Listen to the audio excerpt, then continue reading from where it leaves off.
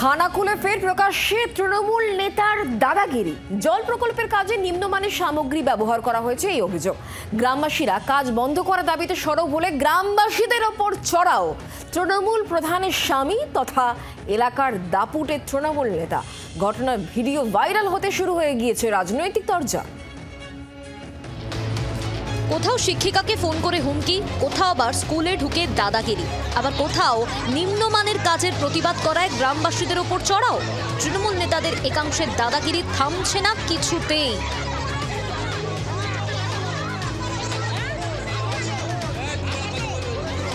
আরামবাগের খানাকুলের পোল ১ নম্বর পঞ্চায়েতের সুলুট এলাকায় নিম্নমানের সামগ্রী দিয়ে জল প্রকল্পের কাজ করা হচ্ছিল বলে অভিযোগ। কাজ বন্ধের দাবিতে গ্রামবাসীরা সরব হলে ঘটনাস্থলে পৌঁছন পঞ্চায়েত প্রধান সাবিনা খাতুনের স্বামী হাফিজুর রহমান ওরফে খোকন। এলাকায় পৌঁছে গ্রামবাসীদের ওপর চড়াও হন তিনি।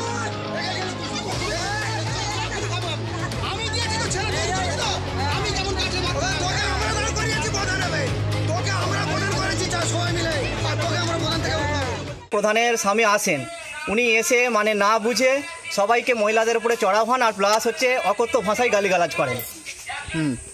আর এমনকি আমাদের মেম্বারকেও জুতোই করে মারতে যান। শুধু গ্রামবাসীরাই নন, খোদ তৃণমূল পঞ্চায়েত সদস্যের অভিযোগ ঠিকাদারের থেকে কাটমানি নিয়ে নিম্নমানের কাজ করাচ্ছেন পঞ্চায়েত প্রধানের স্বামী। প্রধানের স্বামী দুর্নীতি করছিল? অবশ্যই করেছে। দলকে জানাবেন বিষয়টা? অবশ্যই আমি দলকে জানাবো যে জিনিসটা করেছে। কারণ আমি এখানে আছি ঠিক আছে, সাধারণ মেয়েদের উপর চড়া হয়েছে, মেয়েদেরকে গালিগালাজ পর্যন্ত করে গেছে। ঘটনার ভিডিও সামনে আসতেই রীতিমতো শোরগোল পড়েছে এলাকায়। সরব হয়েছে বিজেপি। অভিযোগ খতিয়ে দেখতে ব্যবস্থা নেওয়ার আশ্বাস দিয়েছে তৃণমূল।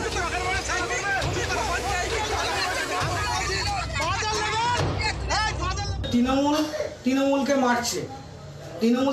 মারছে শুধুমাত্র কাটমানির জন্য। এটাই হচ্ছে তৃণমূলের ভবিষ্যৎ, কারণ চোররা এই রাজ্য চালাচ্ছে। দেখুন, বিষয়টা আমি জানি না, আপনার মুখ থেকেই শুনলাম। আমি খোঁজ নিচ্ছি, আমি নিশ্চিত খোঁজ নেব, দল থেকে স্টেপও নেওয়া হবে।